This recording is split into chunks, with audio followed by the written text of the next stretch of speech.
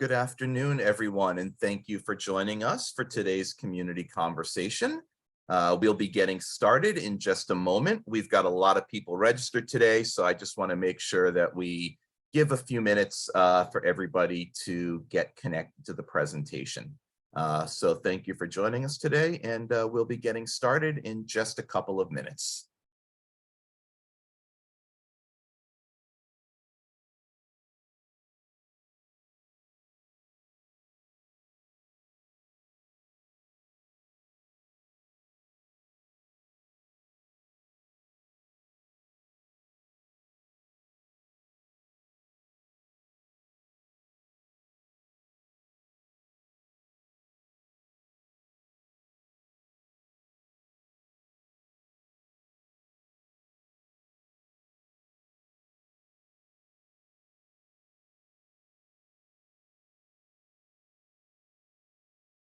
Hello again to everybody who's just joined us.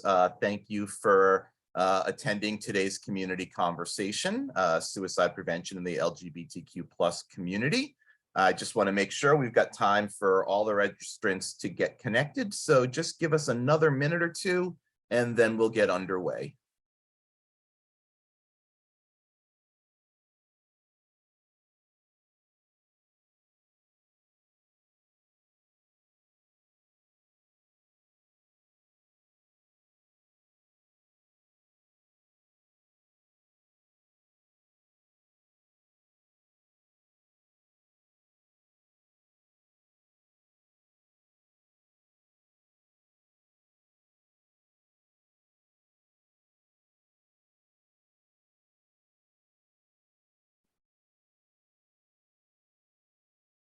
Okay, it looks like everybody in the waiting room is connected now, and I want to be respectful of all of your time. So we'll begin, and anybody else can just join us in progress. So thank you again for joining us today for our community conversation entitled Talk Saves Lives, an Introduction to Suicide Prevention in the LGBTQ Community.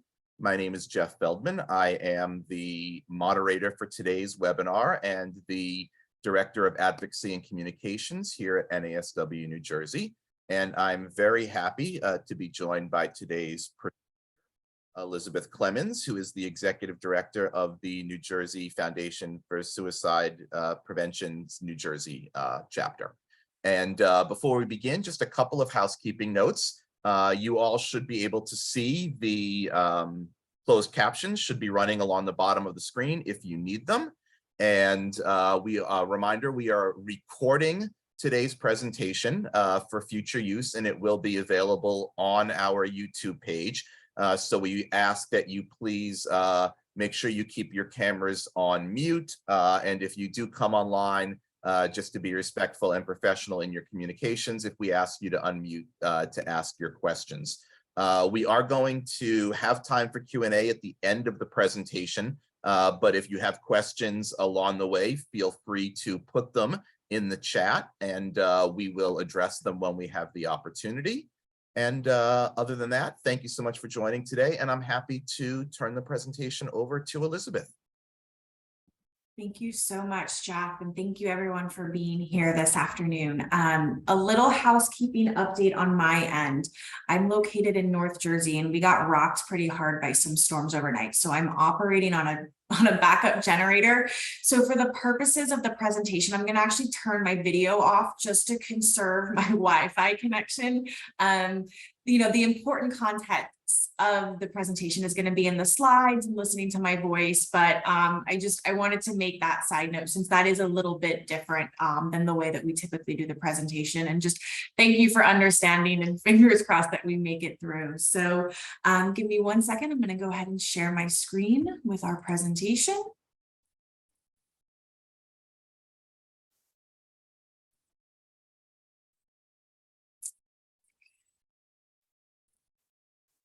Okay, so again, welcome to the presentation of the American Foundation for Suicide Prevention's Talk Saves Lives, an Introduction to Suicide Prevention in the LGBT Community.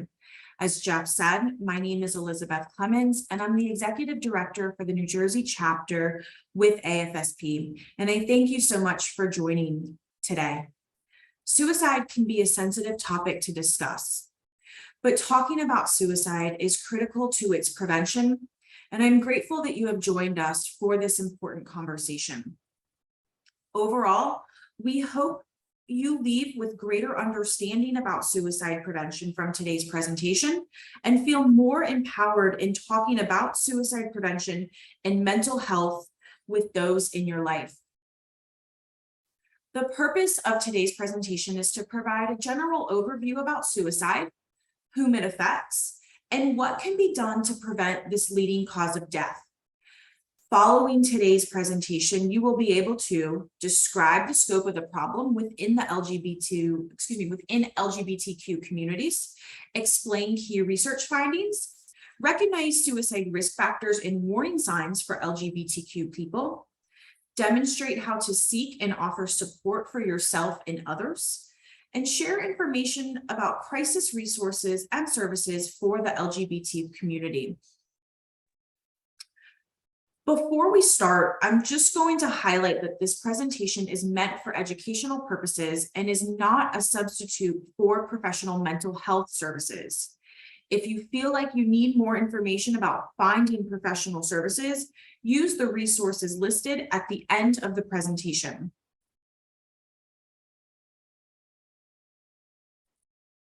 So let's get started. Before we talk about suicide prevention in the LGBTQ community, we'll go over some terminology. First, LGBTQ is used throughout this presentation as an umbrella term to refer to people who identify as lesbian, gay, bisexual, transgender, queer, questioning, intersex, asexual, pansexual, two-spirit, genderqueer, gender fluid, gender non-binary, gender non-conforming, or any other self-described identity. This acronym is used in the most broad and inclusive sense to include and honor any person's lived experience of identifying with a minority sexual orientation or gender identity. Remember that as we go over these terms, this is not an all-inclusive list. Everyone has their own unique story when it comes to their identity. See before you are some key terms that relate to the LGBTQ community. It's important to remember that there are many ways to define these common words and phrases because gender and sexual identity are self-determined, highly individual, and can evolve over time. The first term here is gender identity and refers to the individual's understanding and experience of their own gender. Everyone has a gender identity, and each person's experience with their gender identity is unique and personal. The second term is gender expression or gender presentation. This term refers to the physical manifestation of one's gender identity through clothing, hairstyle, voice, body shape, so on and so on. So for example, transgender people may seek to make their gender expression, how they look, match their gender identity, who they are, rather than their sex assigned at birth. Remember that gender identity and expression can be fluid and evolve. Respecting gender identity and expression means avoiding assumptions about what a person's gender expression says about their gender identity. Gender identity is internal and not something that you can tell based on appearance. And our third term, sexual orientation. This term refers to a person's physical, romantic, emotional, and/or spiritual attraction to another person. The term cisgender is a term used to describe people whose gender identity aligns with the sex they were assigned at birth. The term non-binary is used to describe people who experience their gender identity and/or gender expression as outside of the male-female gender binary. The term intersex is used to describe people who are born with any of several variations in sex characteristics using chromosomes, gonads, sex hormones, or genitals that can be classified as typically male or female. The terminology transgender or trans is an umbrella term used to describe people whose gender identity differs from the sex they were assigned at birth. Many transgender people will transition to align their gender expression with their gender identity. However, you do not have to transition in order to be transgender. The term Two-Spirit was created by First Nations, Native American, Indigenous peoples whose sexual orientation and or gender sex exists in ways that challenge colonial constructions of a gender binary. This term should not be appropriate to describe people who are not First Nations, Native Americans, Indigenous members. The term lesbian refers to a woman who is predominantly attracted to other women. Some women prefer the term gay. It's all up to the individual and what fits them best. The term gay originally referred to as a man who was predominantly attracted to other men. Now it is common for the term gay to be used by anyone who is attracted to the same sex or gender. The term bisexual is used to describe people who have the capacity to form attraction and or relationships to more than one gender. And to round us out in terminology, the term queer is an umbrella term used to refer to an identity that expands outside of heterosexuality. Due to its history as a reclaimed slur and use and political movements, queer still holds political significance. The term questioning is used to describe a person who may be processing or questioning their sexual orientation and or gender identity. So now that we've built a shared vocabulary, let's get started. Whether you are discussing suicide or not, it's important to avoid misgendering people. Misgendering occurs when someone refers to someone, especially a transgender or non-binary person, using a word, especially a pronoun like she, her, he, him, or form of address like sir or miss that does not correctly reflect the gender which they identify. Instead, you're going to want to ask, what are your name and pronouns? Asking is always a good idea. Everyone has their own unique experience when it comes to gender identity, gender expression, sex assigned at birth, physical attraction, and romantic attraction. Asking will help make individuals feel safer, especially when discussing sensitive topics like suicide.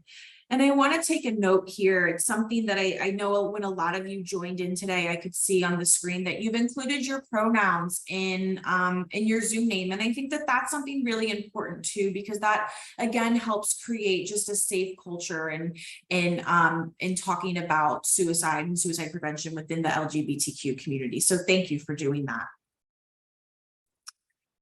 In addition to some of the language do's and don'ts outlined on the previous slide, there are other terms used in the field of suicide prevention that you will hear throughout this presentation.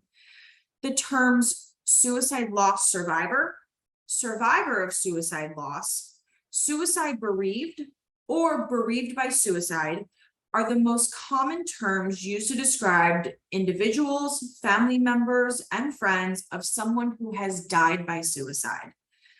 The term lived experience is typically used when referring to a person who has made a suicide attempt or has struggled with suicidal thoughts. The term may also be used to include anyone who has struggled with their mental health. Because suicide can be a sensitive topic to discuss, how we talk about it matters. One phrase we really avoid using is committed suicide, as it can have a judgmental connotation.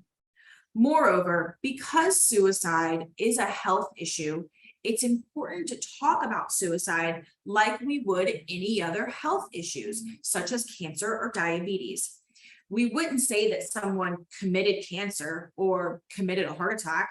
We say they died from cancer or died from a heart attack. So the same goes for suicide. So please, when you're talking about suicide, use the phrases died by suicide or death by suicide. When talking about suicide attempts, we avoid referring to suicide attempts as failed or successful, because these words simply imply judgment. So instead, I encourage you to use the phrase suicide attempt. We will now review the scope of the problem. Suicide is a complex health issue that disproportionately affects the LGBTQ community. Just like there are risk factors and warning signs for cardiac arrest, there are risk factors and warning signs for suicide. Although complex, suicide can sometimes be prevented. Suicide is a global health problem. According to the World Health Organization, each year it is estimated over 800,000 people die by suicide worldwide.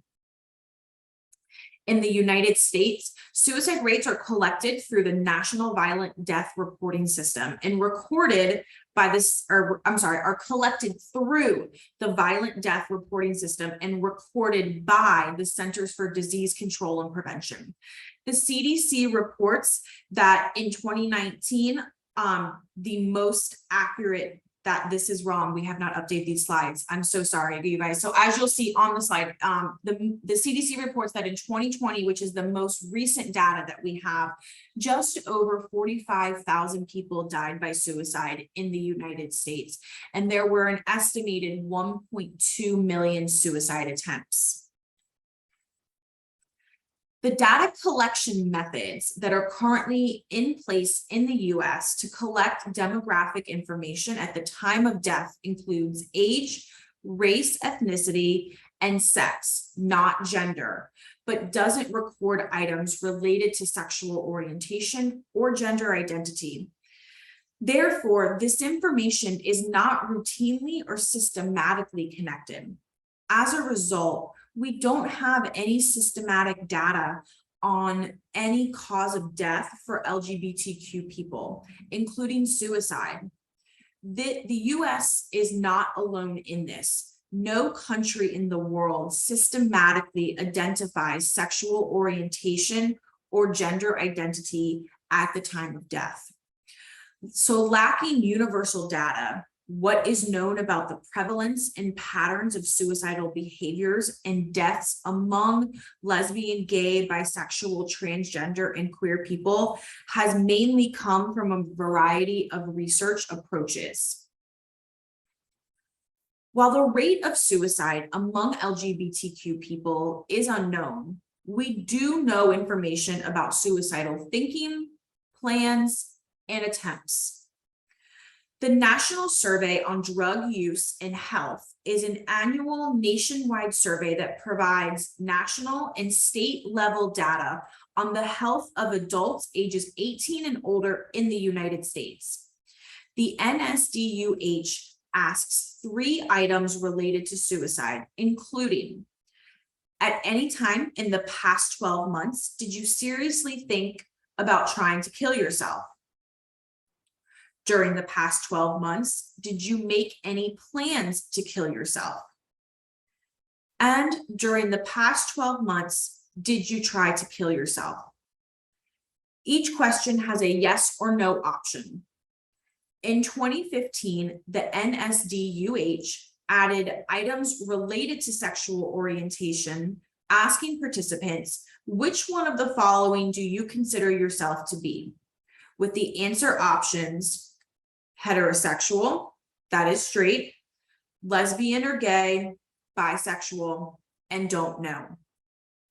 In the most recent 2019 report, 1.74% of participants identified as lesbian or gay, and 4.71% of participants identified as bisexual, which may not be generalizable to the whole population.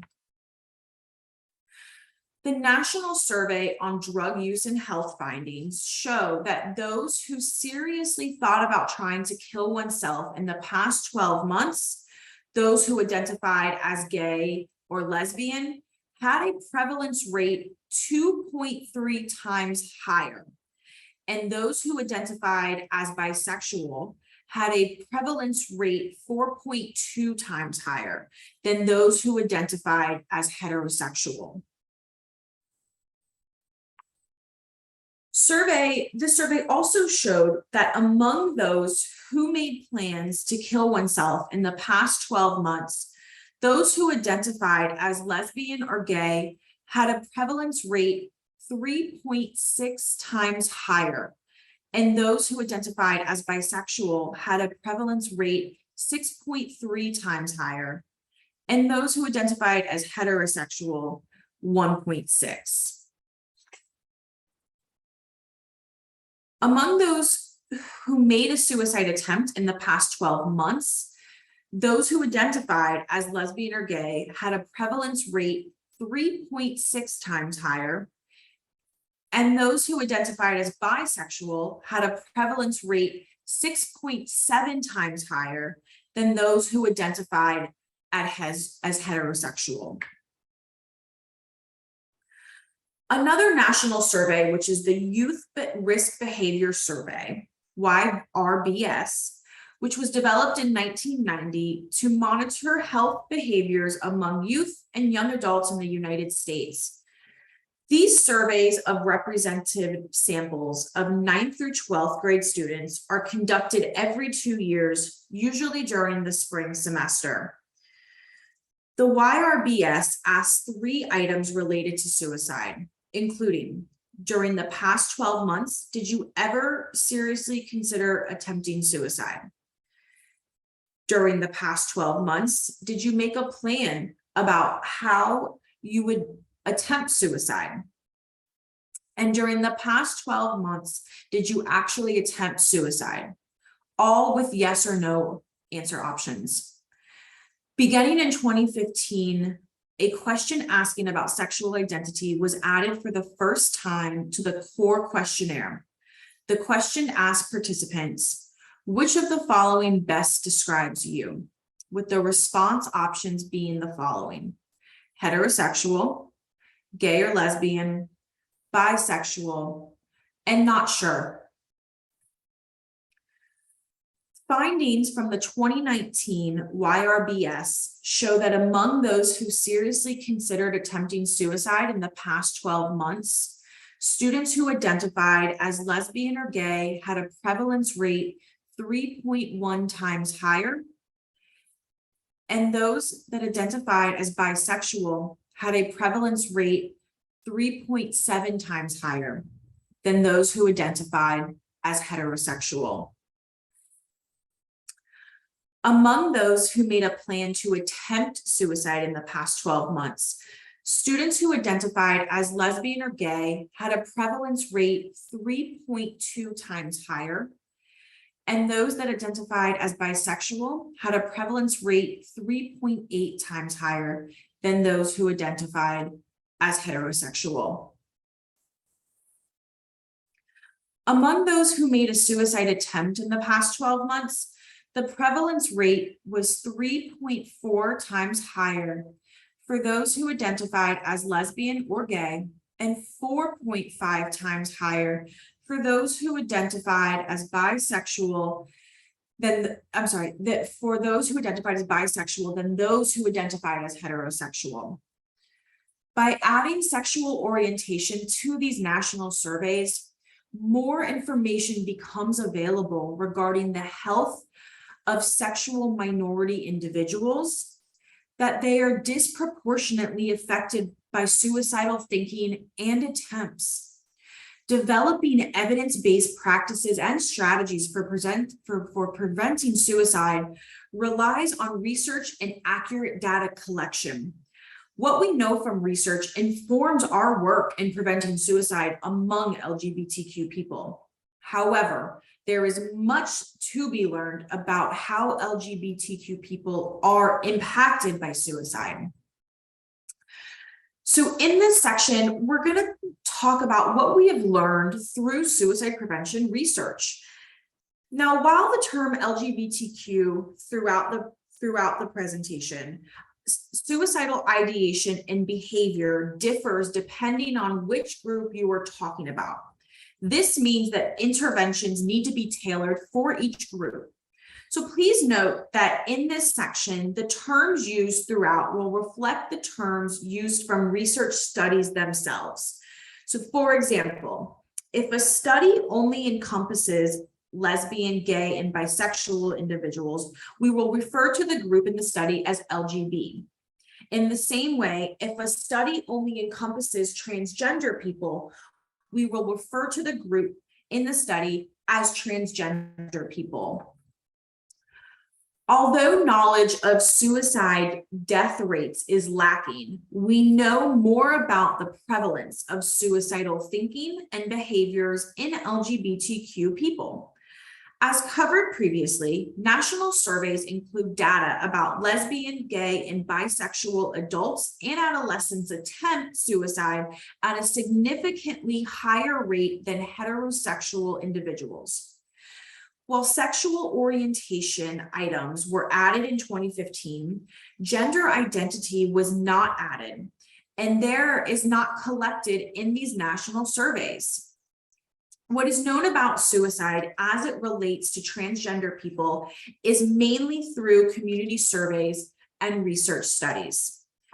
In 2016, the National Transgender Discrimination Survey of over 6,000 transgender adults found that 41% reported making at least one lifetime suicide attempt, almost nine times the 4 to 5% lifetime prevalence of suicide attempts in the general population. The 2015 US Transgender Survey, which had over 27,000 adult participants from all US states, similarly reported a 40% prevalence of lifetime suicide attempts. In addition, this survey found that 7% of participants had made a suicide attempt in the past 12 months, almost 12 times higher than the rate of 0.6% of the general adult population. Among youth, approximately 29 to 51% of those who identified as transgender or gender non-binary reported lifetime suicide attempts, compared to 9.8 to 17.6% of cisgender youth. There are especially high suicide attempt rates among different ethnicities that face racism and other forms of discrimination, in addition to homophobia, including African American, Latinx, Asian American, and Native American communities. Intersectionality of multiple marginalized identities compounds the risk of discrimination, distress, and suicidal behavior. So, why do people take their own lives? Through research, we have learned that there is no single cause for suicide. Suicide most often occurs when several stressors and health issues converge to create feelings of hopelessness and despair. Research has consistently shown that the large majority of people who die by suicide have a mental health condition at the time of their death, although it may or may not have been diagnosed or adequately treated. That said, mental health illness is common. In the United States, 1 in 5 people will experience a mental health illness in any given year, and the vast majority do not go on to attempt suicide. Most people who are suicidal are ambivalent about taking their life. A part of them wants to live, part of them wants to die. This research has informed key strategies in suicide prevention that involve helping the person connect with the reasons for living, while at the same time helping them feel less connected to reasons for wanting to die.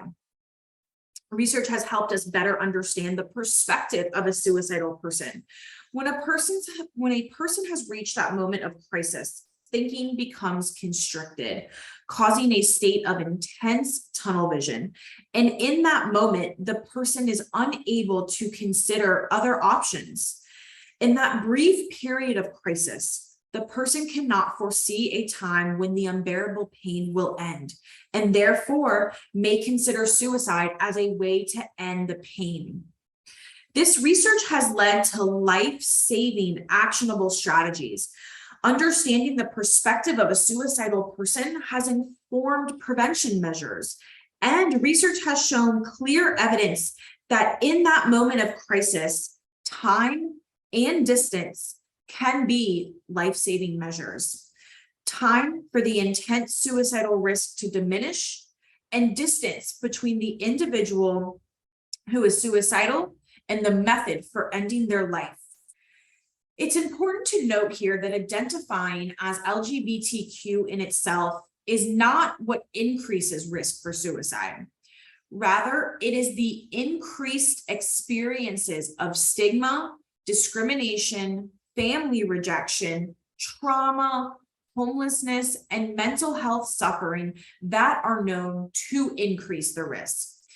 And conversely, mitigating and preventing these negative experiences can decrease the risk for LGBTQ people. In this next section, we're going to spend some time looking at suicide risk factors. Risk factors are identified as characteristics or conditions that increase the chance a person may take their life. Risk factors are important to understand the larger picture of why someone may be thinking about suicide, just like someone who is at risk for heart disease because of high blood pressure or a history of heart disease in the family. Some people are at a higher risk for suicide than others. These risk factors are based on research, and when these known factors converge in a person's life, this may put them at an increased risk for suicidal behavior. So, health factors, environmental factors, and historical factors.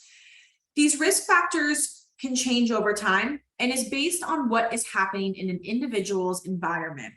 Suicide most often occurs when a person's biological, psychological, social, and environmental risk factors come together in the context of stress and with access to lethal means. And we'll talk about lethal means coming up in a few slides. So health factors. Suicide risk factors can include health factors such as biological and psychological factors, the most significant of which are mental health illness. Depression is the most common mental health illness and the one that is most associated with suicide. Bipolar disorder is also known to increase risk, although bipolar disorder is less common than depression. Related to experiences of discrimination, threats of violence, and other disparities LGBTQ people face, the prevalence of mental health conditions and substance use disorders is much higher among the LGBTQ population than the general population. Serious or chronic physical health conditions can increase risk for suicide, especially when the person also has a mental health illness. Chronic pain and traumatic brain injuries can also increase suicide risk. Because these conditions put a person at greater risk for suicide, detecting the presence of a mental health condition is critically important. Seeking mental health care early, as we would for physical health, can help save lives. Historical risk factors include a family history of suicide, a family history of mental health illness, and past trauma such as childhood abuse or combat stress. Research has also found that a history of adverse childhood events can contribute to suicide risk. Previous suicide attempts are also considered historical risk factors for suicide and do put a person at an increased risk. But it's important to note that more than 90% of people who attempt suicide do not go on to die by suicide. So just because someone has made an attempt does not mean that they will ultimately die by suicide. The third type of suicide risk factor includes environmental factors. Environmental risk factors include the circumstances of a person's life. Research has shown that suicide contagion, the exposure to another person's suicide, or to a graphic or sensationalized accounts of suicide, particularly for individuals who have other suicide risk factors, such as depression or past trauma, can increase the risk for suicide. Other environmental factors include prolonged stress, such as harassment or bullying, ongoing relationship problems, legal divorce, or unemployment can increase a person's suicide risk.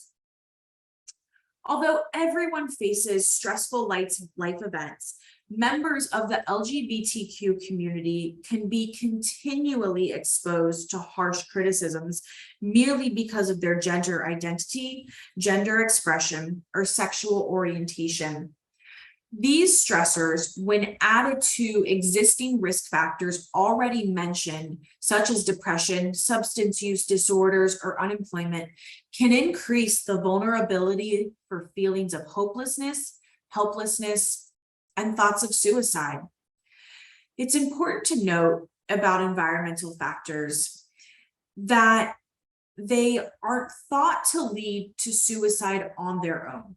So rather, if an individual has other health or historical risk factors, these environmental stressors can contribute to an escalation in risk.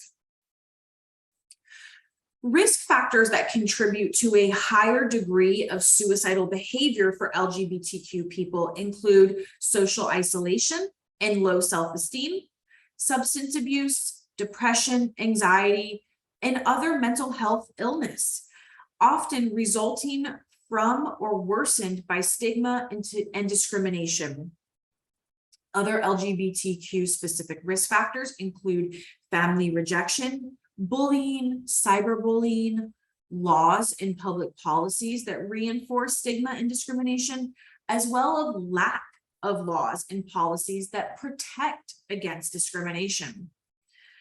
Depression and hopelessness are very concerning risk factors in general, but among LGBT adolescents, depression and hopelessness have been identified as the most significant risk factors for suicidal behavior. 71% of LGBTQ youth reported feeling sad or hopeless for at least 2 weeks in the past year. Higher rates of depression, anxiety disorders, and substance use disorders have been shown to heighten the risk of suicidal behavior among sexual minority people of all ages.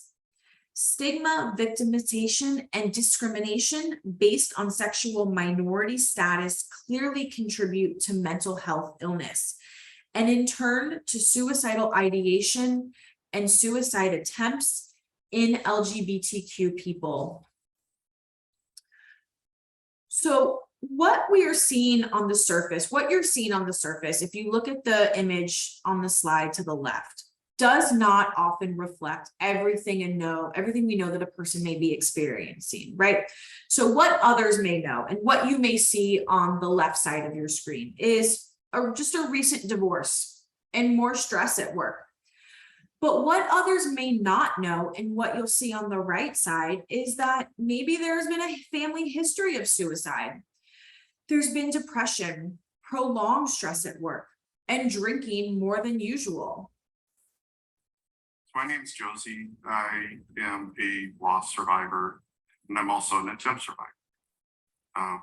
Suicide's a very deep personal issue for me, as I know it affects so many, just like it's affected me. Mark, Jeff, I'm gonna pause for a minute. Could you hear that okay? Yes, yeah, the sound was coming through The fine. sound was, okay, perfect. I just wanted to make sure. Okay, Yeah. let me continue. And again, I'm sorry. We're gonna be hearing from Josie, a transgender female, about her story and experiences with suicide, seeking support, and finding hope. But I'm also here, and I love to explain to people that there's always hope. Suicide is preventable. Suicide can be detected. It's a health condition. Mental health needs to be talked about. We need to end that stigma. I didn't ever find people that talked about suicide or prevention of suicide or depression or anxiety. And someone that struggled being transgender, not even knowing that term till later in life. Suicide and depression played major roles throughout my entire life. My first attempt was at the age of 8, and the last thing I ever want is another child at that age thinking that's the only option. I felt like I was in this deep, dark, muddy, murky, just god-awful spot, and nothing I did was pulling me out of it. When I first started trying to figure out who I was and started to find some things, even then it was all the negative that I saw. Knowing that if I transitioned, that I was going to lose a ton of people. Knowing that if I transitioned, I wasn't sure how my 2 girls were going to react. Knowing by transitioning that the reality was I was probably giving up walking my girls down the aisle when they get married. Those were all things that almost made me stop from transitioning and finding the happiness that I found. Once again, that's where the counselor helped me work through that and see that there was a lot more hope to it than those negatives that I was focusing on. Instead of this society model that we've built, that you always have to be strong, you always have to be this independent person, you don't accept help, that's a sign of weakness. And that's just not true. I think that's one thing that just as individuals, we have to help break, and it will spread out. People see it and they pick it up. And if you aren't afraid to ask for help, you're actually strong, because it's a sign of strength instead of a sign of weakness. And I think it's getting that mentality changed. Not everybody needs a counselor. Sometimes it is that friend, sometimes it's the family. You have to find who works for you, who's going to call you out on things, who's going to help you process things. When you find that, it's amazing the strength that will come out of that. That was the case with me. I had an amazing counselor that helped me process things, helped me process all my childhood trauma that I went through, my military trauma that I went through, and helped me find who I was. As a result, I love life. I see life in color. It's amazing, and I want that for everyone. I want everybody to see how beautiful life can be and enjoy it with each other.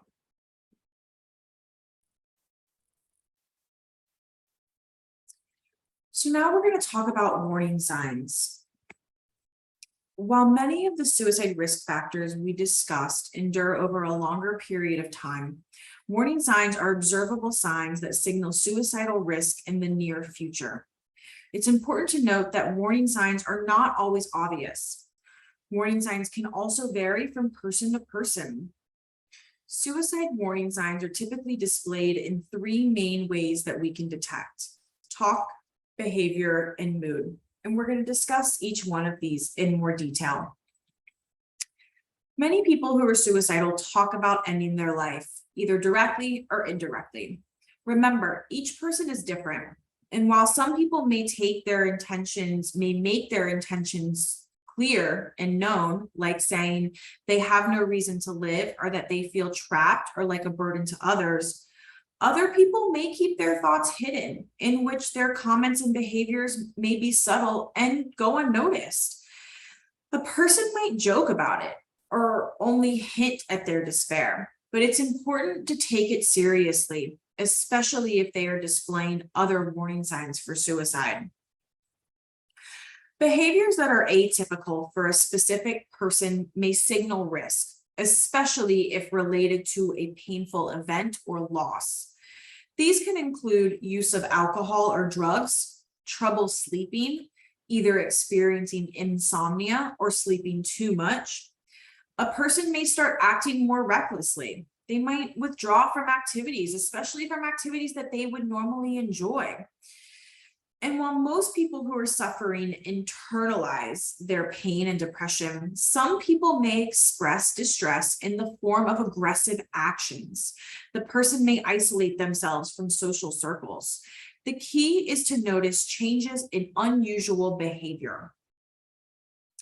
And people at risk for suicide can display, often quite subtly, any of the following moods: depression, apathy, rage, irritability, humiliation, anxiety.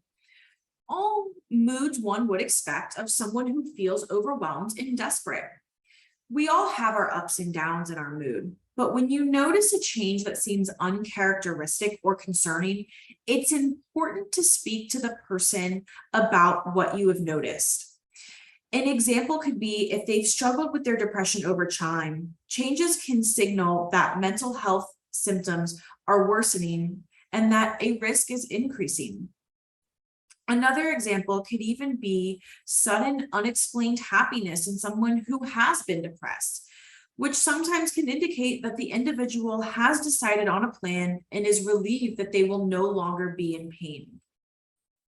So I know that that's a lot of things to look for, but really to sum it up, look for changes in behavior and trust your instincts. Assume that you are the only one who is going to reach out. Sometimes people talk about their concern about someone with others in their lives, but hesitate to reach out directly to that person. So here's the rule of thumb. If you're wondering if someone is depressed or overly anxious, that's a sure sign that you should reach out and check in. And the same would go for you. If you are having suicidal thoughts, that's a sure sign that we would want you to seek help. If you have reached out before, reach out again. For the first time, many people may not be receptive to having the conversation, but we have to keep trying. And even if suicide turns out not to be a concern, they still may be in distress and could feel comforted and supported just by knowing that you care and you're taking the time to listen. So now that we have a better understanding of the scope of the problem of suicide and the key research findings, we're now going to discuss the different types of protective factors with a focus on mental health, the importance of engaging in self-care, and the need to provide support for suicide loss survivors and those with lived experience. So just like there are factors that increase a person's risk for suicide, there are also factors that reduce a person's risk for suicide. These factors are known as protective factors. So some example of protective factors you can see here are mental health care, feeling connected to family, friends, and community, having effective problem-solving skills, cultural and religious beliefs that encourage connection and help seeking. Again, all of these can be seen as protective risk factors. Studies have shown that there are protective factors specific to the LGBTQ populations as well. These factors can help reduce the likelihood of suicide attempts and suicide deaths within the LGBTQ community. Some of them that you'll see before you include an increased acceptance and affirmation, the reduced bullying and other forms of victimization. If we increase access to LGBTQ affirming physical and mental health care, and an increase in legal protections from discrimination.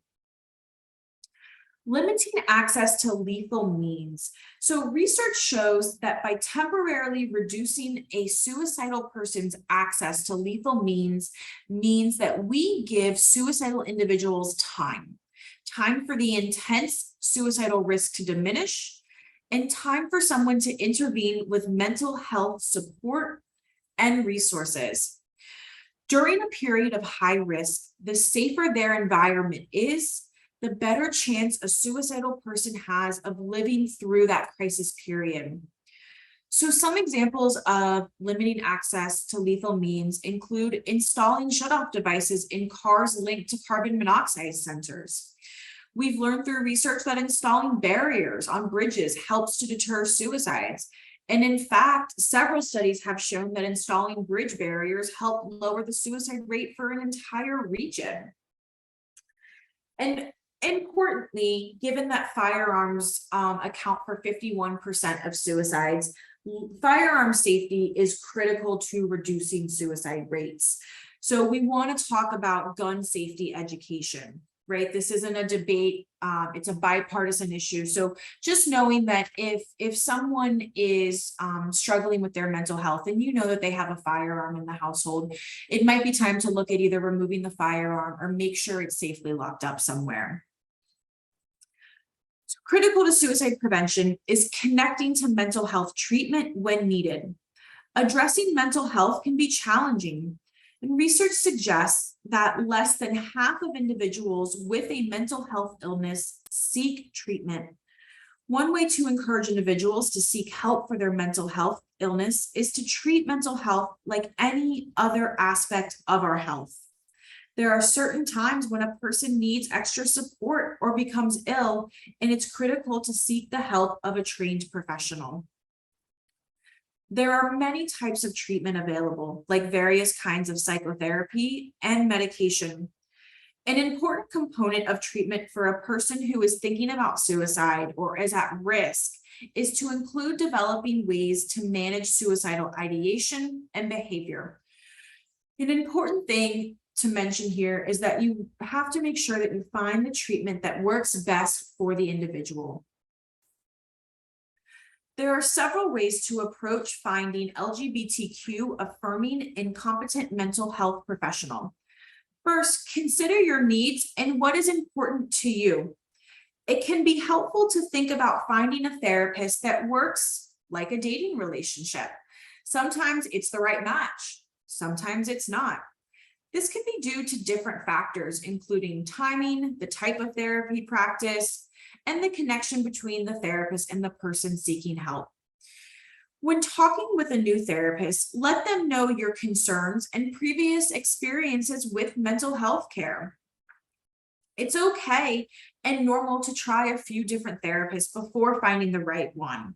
Remember that therapy can be a process. Because therapy is most beneficial when you find a therapist that is right for the individual, it's important to do research. So here are some questions that may be helpful to include when you're looking for a new therapist. What experience do you have with the LGBTQ community? Do you have any specific training that relates to working with LGBTQ clients? It can also be helpful to specify what you are not looking for. If a therapist provides conversion therapy, that can be known to cause harm to the LGBTQ community, and that can indicate that the therapist may not be helpful to you. It may take some time to find a provider who is the right fit, and if a provider you speak with does not meet your needs, continue your search to find a provider who does. No matter what, don't give up.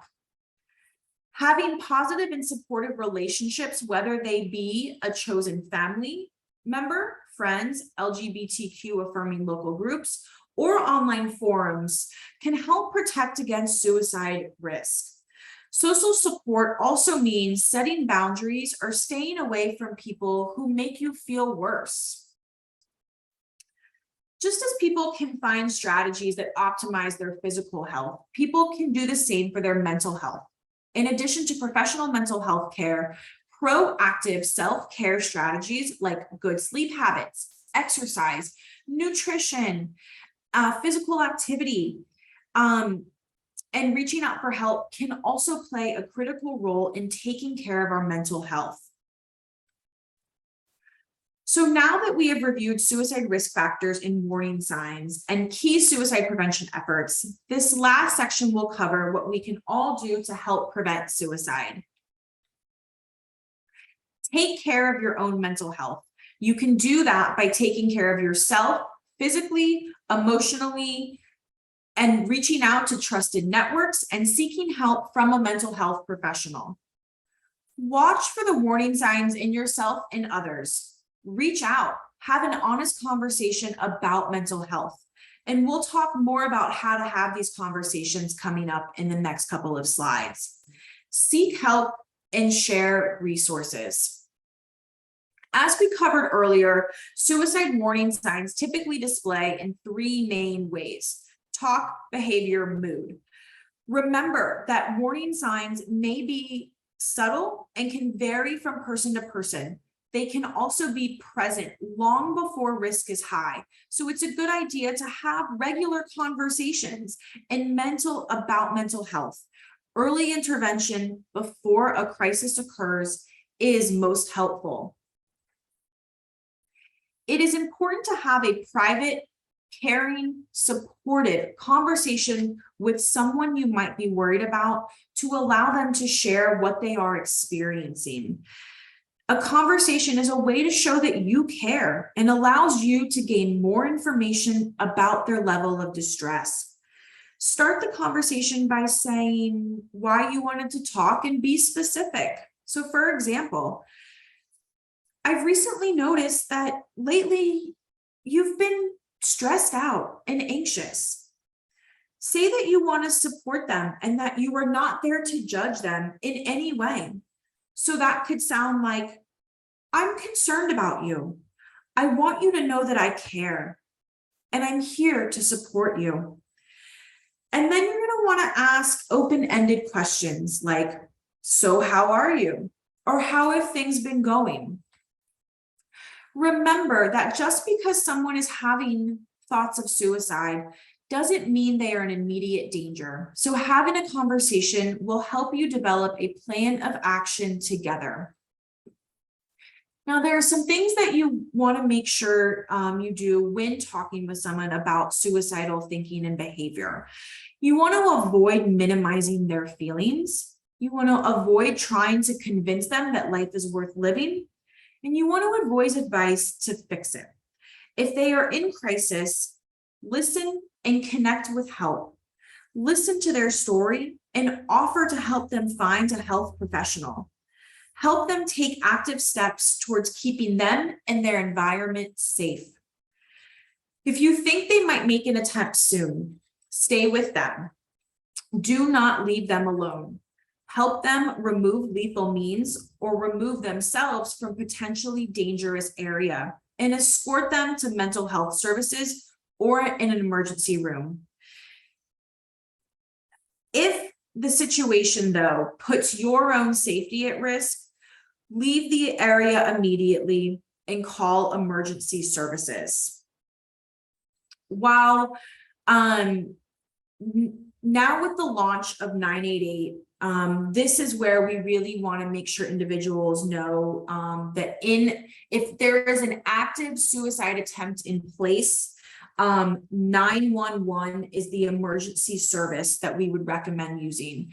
However, if there is not an active suicide attempt in place, now we have the new 3-digit National Suicide Prevention Lifeline number, which is 988, and that is available 24/7. One of the most important things we can do to learn about mental health crisis resources is in advance. Both the Trans Lifeline and the Trevor Project Hotline are meant for specific groups within the LGBT community. The Trans Hotline is meant to help trans and questioning people get the resources they need. They also have a friends and family hotline for those who want to support their trans or questioning loved ones. The Trevor Project Hotline is meant for LGBTQ youth and those who support them and has talk and tech features available. Both the National Suicide Prevention Lifeline and Crisis Text Line are available 24 hours a day, 365 days a week. As you may make note on the screen, we need to update our slides to now have the 3-digit number of 988. However, the 1-800-273-8255 number does work. You will just still be connected to the 3-digit number. In addition to familiarizing yourself with crisis resources, it's great to learn about ongoing resources you can look to for support. You can visit a primary care provider, a psychiatric hospital, local support groups, and walk-in clinics for support. Therapy can also serve as an ongoing way to manage one's mental health. We are also sharing some additional mental health resources for Black, Native and Indigenous, AAPI, and Latinx communities. As I mentioned earlier, multiple marginalized identities can compound the risk for suicide attempts. So it's important to share resources that speak to the specific experiences of racial and ethnic minorities. So talk saves lives. Thank you so much for joining me today for this important presentation. I hope that you were able to learn more about suicide prevention, key research findings, the risk factors and warning signs for suicide, and the role we all play in suicide prevention. It may be a simple idea, but by learning suicide risk factors and warning signs, knowing the crisis resources, and by reaching out and having a caring conversation, we can save lives. So Jeff, I know I put you right up till 1 o'clock, and I'm so sorry about that. There's just so much context in that specific module that it really is important to go over and not completely rush through, even though I know I did at the end. So I apologize, but I'm available. I can stay on for some questions if we would like to take the time to open that up. Thank you so much, Elizabeth. It was a really great and thorough presentation, and you're right, there was just so much information there. I do want to be respectful of people's time, so if you're willing to stay around, you know, we can keep the webinar open for another 5 or so minutes if people have questions. I do see a hand up, but if you are ready to step off the call and move on with your day, obviously that's fine as well, but we'll stay online for another 5 minutes or so for questions. There was one question in the chat that I just wanted to address real quickly. Erin had asked about the data sets you were presenting in the middle of the presentation that had all the different stats about transgender and LGB. And she was just wondering if what's the difference between those sets of data? Are they all separate studies that produce that data, or are there differences in the way the data was collected? Oh, you're on mute, Elizabeth. Okay, there we go. So to my acknowledgement, and mind you, our wonderful prevention education team at the national office puts these presentations together for us. So I may not have the most accurate information, which I will get back to you on. But in my understanding is that they are 2 different studies that take place. So for instance, if you go back to the National Survey on Drug Youth and Health, the NSDUH, that's an annual nationwide survey. While our Youth Risk Behavior Survey, the YRBS, is focusing just on youth and is conducted every 2 years. So we're looking at 2 completely different studies here. Thanks, Elizabeth. To address the question about the slides and the presentation that was asked, we actually are not able to share the slides. It's a copywritten presentation. However, Elizabeth, if we could maybe just pull the resource slide from the end. Yeah, you know what I think I'll do, Jeff? I think what I'm willing to do, let me send PDF of the slides. Okay. So that way no additional information can be tampered with or used. I'd be willing to do that. I think that would be helpful, especially with this presentation, given the amount of statistics that are really gone over in the beginning, that I myself make sure I have in front of me so I don't get it wrong. So why don't we do that? I'll change the format to a PDF and we'll get that shared with everyone. Fantastic. So what we'll do is once I get the PDF from Elizabeth, I will send that over to you, as well as with a link to the recording of this presentation so you can view and share it. Just give us, you know, a day or 2 to pull that information together and get a follow-up out to you all. And then just as we're wrapping up, I do see that Lev has a hand up. Lev, did you want to unmute and ask your question to Elizabeth? Hi, yes. So my question is, in presentations like these, you know, we get a lot of information which kind of maps out the territory. And my question is, when it comes to actually walking through and navigating that territory and putting these into practice, are there training programs or are there opportunities? You know, I mean, we might have an intellectual understanding of, okay, I should do this or not this, but the practice of actually doing it, if we don't already have that, I mean, case, you know, actual personal practice and experience doing it, it seems to me that it might be a little bit dangerous in for those of us who aren't skilled and adept at this to try it thinking we have the knowledge under our belt when we don't have that knowledge applied in practical experience. So I was wondering if you could speak to this for a minute. Yeah, Thank so you.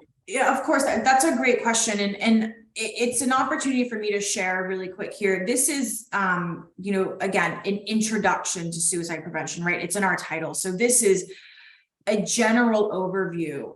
We have many more prevention education programs, hours-long prevention education programs where there's even role playing involved to help better equip individuals, whether they work in this field or they just want to know and learn what they can to be able to handle if they were to come across someone who's suicidal, right? I myself have taken our applied suicide intervention skills training course and have done that with police officers so that they know how to handle if they're driving and approaching a bridge. So again, I want to go back, this is an introductory course here, right? But ultimately, research has shown that just by having that caring and supportive conversation goes a long way in helping to establish a general safety with individuals that you may be concerned about. So Lev, I will drop my my email in the chat, and that's for anyone. But if you'd like to learn more about the organization, some of these additional programs that are 3-4 hours, 2 days long, we're actually going to be hosting some coming up in New Jersey later this year. So I encourage you to stay connected with our chapter, and that's where you're really going to get more of some role-playing experiences and better feeling equipped to actually maybe handle a crisis actively in play. Thank you, Elizabeth. And just to follow up on that a little bit, from the social work perspective, if there are lay folks watching this video, if there are folks who are not mental health professionals and you are dealing with somebody who's experiencing suicidality, who may be in crisis, you know, your role is not to find a cure for them or to prevent them from from taking action. Your main role is to keep them safe and to connect them with a mental health professional who can do that, whether it's taking them to the emergency room or to a psychiatric screening center, and just making sure that they are safe and that if possible that they don't have access to lethal means. If you are a social worker or other mental health professional, obviously there are ethical considerations to take into account. And obviously, as social workers and mental health professionals, we do take courses and continuing education programs in social and cultural competence and in working with clients from diverse backgrounds. However, if you are working with a client who you feel like you may not be a good match for, or if you are a client experiencing an issue that you are not familiar with, where you are not practiced, the ethical stance there would be to seek out clinical consultation, to speak in clinical supervision, or to help the client find another therapist who may be better able to handle the crisis that they're dealing with, or referring them out for a higher level of care, of course. So those are all things to take into consideration. I know we are really over time, but there is one other question that Anne posed that I would just love to be able to close with. Anne has noted that particularly for LGBTQ folks and persons of color, there's a lot of concern that when you reach out to a crisis hotline that they might involve police and law enforcement, which can be a deterrent and a concern for people. So I'm wondering if there are specific resources that you might be able to leave us with, Elizabeth, where people don't, where the source will not be reaching out to law enforcement. I remember at one of the slides you had posted the link to the LGBTQ or trans therapists of color, I think was one of the references. But if there's anything else you can share with us as we close today, that would be great. Yeah, I would defer back to that slide and everyone will have those presentations. I will say this is something that we have been working on, or still working on in regards to our advocacy efforts with the American Foundation for Suicide Prevention. This is actually a passion project for one of our board members in the New Jersey chapter, is that, you know, making sure now with the rollout of 988 that these, you know, mobile crisis response units are dispatched and not law enforcement.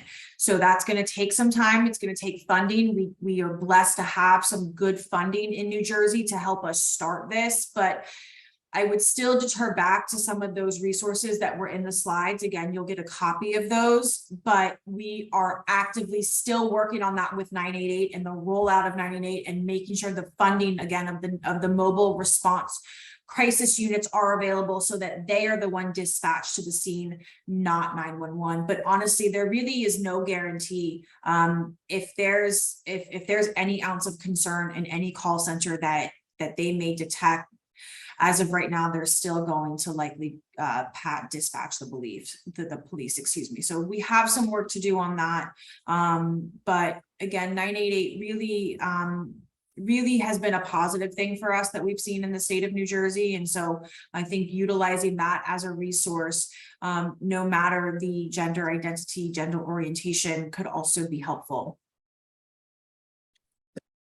Elizabeth, and thank you everybody who's hung around a little bit extra today. We are going to have to end. So Elizabeth, thank you again for this presentation. For those of you interested, our next community conversation is next Tuesday, and it is about legislation that would establish wraparound schools and community services in New Jersey. We're being joined by social worker Brittany Macaluso from the Lesniak Institute for Leadership, who will be presenting that.